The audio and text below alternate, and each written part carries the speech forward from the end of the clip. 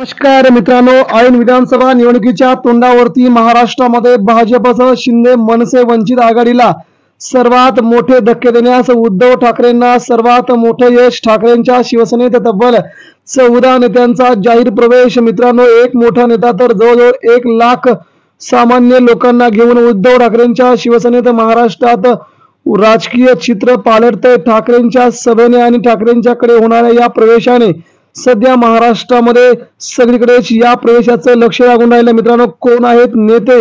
आज उद्धव ठाकरेंच्या शिवसेनेत झालाय प्रवेश. मित्रांनो, महाराष्ट्रातून पहिलं नाव येतं ते म्हणजे पवन पवार यांनी जवळजवळ आपल्या 1 लाख सहकाऱ्यांना घेऊन म्हणजेच गेल्या वेळेस विधानसभेला त्यांना पडलेली मतं आणि आताच्या 14 नेत्यांना घेऊन त्यांनी उद्धव ठाकरेंच्या शिवसेनेत जाहीर प्रवेश केलाय. दुसरं नाव येते मनसेचे वंचित बहुजन आघाडीचे जे अकबर भाई आहेत सोनावाला यांनी थेट निवडणुकीमध्ये उद्धव ठाकरेंच्या शिवसेनेच्या उमेदवाराला पाठिंबा देत आजच उद्धव ठाकरेंच्या शिवसेनेत जाहीर प्रवेश केलाय.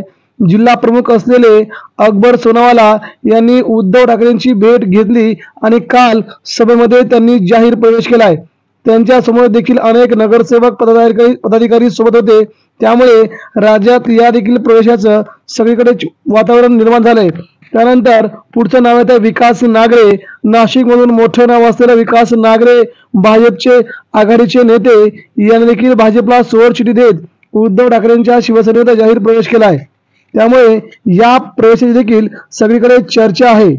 मित्रांनो, त्यानंतर पुढचा येतो प्रवेश तो म्हणजे नाशिक मधून अशोक मुर्तडक जे मनसेचे आणि भाजपचे सध्याचे उपमहापौर असणारे अशोक मुर्तडक यांनी आपल्या सर्व सहकार्यांना घेऊन उद्धव ठाकरेंची शिवसेना आपल्या सोबत प्रवेश केलाय. उद्धव ठाकरेंच्या हस्ते हा काल सभेच्या दरम्यान प्रवेश झाल्याने भाजप मनसेला हा तगडा झटका म्हटला जात आहे. याचमुळे राज्यात या प्रवेशाची सगळीकडे चर्चा सुरू झाली आहे. उद्धव ठाकरेंची ताकद मात्र या भागात कमालीची वाढल्याने सगळीकडे सगळ्यांचं लक्ष निर्माण झालंय. मित्रांनो, याबद्दल आपणास काय वाटतंय? या बलाढ्य नेत्यांच्या प्रवेशाने उद्धव ठाकरेंच्या शिवसेनेच्या 10 ते 15 जागांवरती खूप मोठा परिणाम होणार आहे.